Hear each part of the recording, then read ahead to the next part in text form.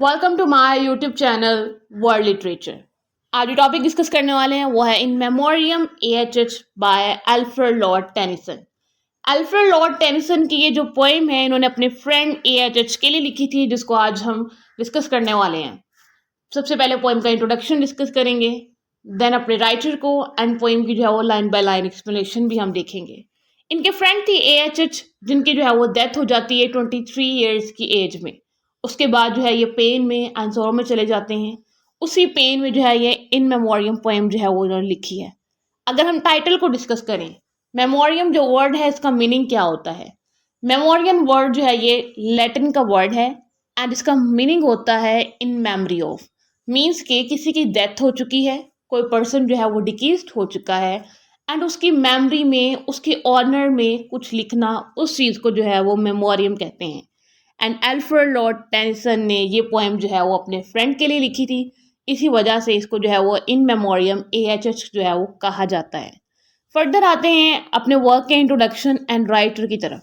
Alfred Lord Tennyson की birth हुई थी 6 अगस्त 1809 में एंड इनकी डेथ हुई थी 6 अक्टूबर 1892 में। इंग्लिश पोइट थे एंड ये पोइट लॉरिएट थे क्वीन विक्टोरिया के रेन में एंड 1829 में इनको जो है वो फर्स्ट टाइम गोल्ड मेडल का जो है ना वो अवार्ड मिला था कैम्ब्रिज की तरफ से, क्योंकि इनका जो फर्स्ट पीस आया था वो था टिम्बुक्तू। टिम्बुक्तू जो है वो बहुत फेमस इनका वर्क था, जिसकी वजह से इनको जो है वो गोल्ड मेडल दिया गया था। पोएम के इंट्रोडक्शन की तरफ आते हैं। पोएम जो है मेमोरियम AHH, इसको जो है वो 1850 में जो है वो लिखा था अल्फ्रेड लॉर्ड टेनिसन ने। ये एक एलिजी है जो कि इन्होंने अपने Cambridge friend Arthur Henry Hallam के लिए जो है वो लिखी है। AHH जो टाइटल में दिया गया है, इसकी जो फुल टर्म है वो है आर्थर हेनरी हैलम। अब इनकी जो डेथ है वो सेरेब्रल हेमोरेज की तरफ से हो जाती है। मींस के उनके ब्रेन में जो है वो ब्लीडिंग होना स्टार्ट हो जाती है एंड 23 ईयर्स की एज में उनकी जो है वो डेथ हो जाती है वाइना में 1833 में। अब कहा जाता है कि आर्थर हेनरी हैलम की जो शादी है वो अल्फ्रेड लॉर्ड टेनिसन की सिस्टर के साथ होने वाली थी, बट इनकी डेथ हो जाती है। उसके बाद जो अल्फ्रेड लॉर्ड टेनिसन है वो स्वेयर टाइप के पेन में चले जाते हैं एंड उसी ग्रीफ में जो है वो इन मेमोरियम पोएम जो है वो लिख देते हैं। इस पोएम के जो है वो 131 जो है वो सेक्शंस हैं एंड पोएम के स्टार्ट में जो है वो प्रोलॉग दिया गया है। प्रोलॉग में जो है वो सन ऑफ गॉड को जो है वो डिस्कस किया गया है। फर्स्ट ऑफ ऑल तो वो गॉड को डिस्कस करते हैं अल्फ्रेड लॉर्ड टेनिसन कि गॉड जो है वो एक्चुअली में क्या है। कहते हैं कि गॉड को ना ही तो किसी ह्यूमन ने देखा है, ना ही किसी और चीज़ ने देखा है, बट हम जो है वो गॉड पे बिलीव इसीलिए करते हैं क्योंकि हमारा फेथ है। वैसे अगर हम इन रियलिटी बात करें, हम बहुत सारी चीज़ों पर इसीलिए बिलीव करते हैं क्योंकि हमारा उन पे फेथ होता है। अगर किसी चीज़ पे हमारा फेथ ना हो तो बहुत सारे क्वेश्चन जो हैं वो अराइज होते हैं। अगर हम लोग गॉड की एग्जिस्टेंस को ही अगर यहाँ पे क्वेश्चन बना लें, अगर हमारा फेथ ना हो तो हम गॉड की जो है वो एग्जिस्टेंस को कभी माने ही ना। तो ये जस्ट हमारा फेथ है कि हम मानते हैं कि गॉड है, गॉड ने इस वर्ल्ड को बनाया है, हमें क्रिएट किया है, एनिमल्स को क्रिएट किया है, नेचर को बनाया है, इस पूरे यूनिवर्स का जो सिस्टम है वो गॉड चला रहे हैं। एंड ये जो कॉन्सेप्ट है सन ऑफ गॉड का, क्योंकि गॉड तो ओनली वन है, मीन्स अगर गॉड के अलावा अगर कोई होता तो ये जो वर्ल्ड का सिस्टम है इसको चलना या फिर चलाना दोनों ही इम्पॉसिबल हो जाते हैं। क्योंकि जहाँ पर 2 का डिजिट आ जाए वहाँ पर जो है वो राइवलरी कॉन्फ्लिक्ट जो है वो स्टार्ट हो जाते हैं। क्योंकि एक पर्सन की जो थॉट्स हैं, एक पर्सन के जो डिसीजंस हैं, वही फाइनल डिसीजंस होते हैं।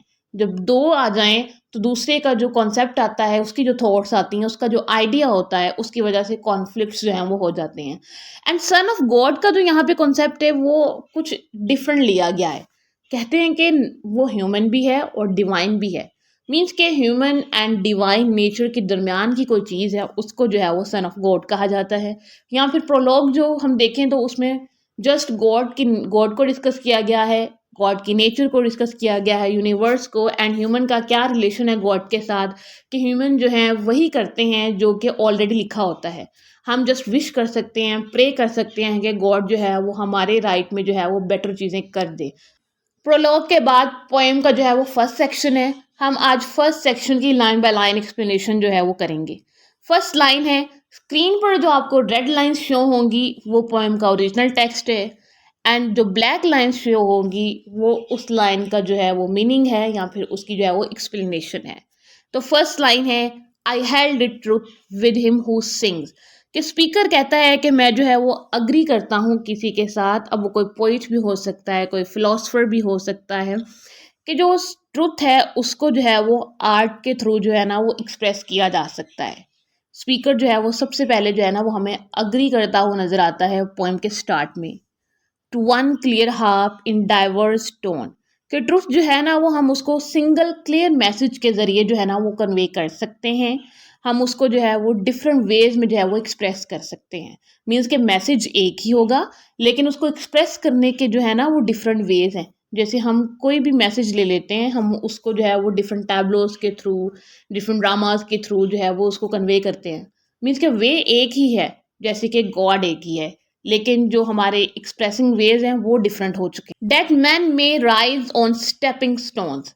कि ट्रुथ क्या है या फिर जो आइडिया है वो क्या है। आइडिया ये है कि जो पीपल हैं, जो सोसाइटी है, वो प्रोग्रेस कर सकती है, वो ग्रो कर सकती है of their dead selves to higher things. कि वो अपनी जो डेड सेल्व्स हैं, वो अपनी जो ओल्ड सेल्व्स हैं जो कि बेटर नहीं है, जो अच्छी नहीं है, जो बुरी हैं, उनको छोड़कर स्ट्राइविंग फॉर समथिंग ग्रेटर। कि वो अगर अच्छे के बारे में सोचें तो वो प्रोग्रेस जो है वो लोग कर सकते हैं। या फिर आप डेथ के बाद, अगर हम ये यहाँ पे एग्जांपल लें कि आपकी डेथ हो चुकी है किसी पर्सन की, और उसकी डेथ के बाद जो है वो उसकी हायर लेवल भी उसका हो सकता है। मीन्स के हेल एंड हेवन का जो कॉन्सेप्ट है वो यहाँ पे जो है ना वो आ सकता है। नेक्स्ट लाइन है, but who shell so forecast the years. लेकिन फ्यूचर को कौन प्रिडिक्ट करेगा कि फ्यूचर में जो है वो सब अच्छा ही हो जाएगा। फ्यूचर तो सिर्फ गॉड को पता है। किसी भी ह्यूमन बीइंग के अंदर ये एबिलिटी नहीं है कि वो फ्यूचर को जो है वो जज कर सके, उसको जो है वो फोरकास्ट कर सके कि मेरे फ्यूचर में ये अच्छा होगा तो मुझे अभी जो है ये डिसीजन जो है वो लेना चाहिए। हम तो जस्ट चांस लेते हैं ना, हम रिस्क लेते हैं, हम हर चीज़ के लिए जो है वो अपनी लाइफ में चांस लेते हैं। And find in loss again to match. और हम ये डिस्कवर कर सकें, किसी भी पर्सन में ये एबिलिटी नहीं है कि अगर उसके साथ कोई लॉस हो जाए तो वो कोई उसका अल्टरनेटिव ढूंढ ले कि मुझे कुछ प्रॉफिट हो जाए या फिर उतनी ही जो मेरा लॉस हुआ है उतनी ही कोई वैल्यूएबल जो चीज़ है वो मिल जाए। तो ये अनप्रडिक्टेबल चीज़ें होती हैं जो कि हमें नहीं पता होती लेकिन गॉड को पता होती हैं, और किसी भी ह्यूमन बीइंग के अंदर इतनी एबिलिटी नहीं है कि वो इन चीज़ों को पता कर भी सके। पोएम की नेक्स्ट लाइंस हैं, और reach a hand through time to catch. और हम अपना जो हैंड है उसको आगे बढ़ाएं और टाइम में से जो चीज़ें हैं उनको ग्रैस्प करें, या फिर हम इवन के टाइम को भी जो है ना वो कंट्रोल कर सकें। हमारे अंदर कोई भी जो है ये एबिलिटी नहीं है।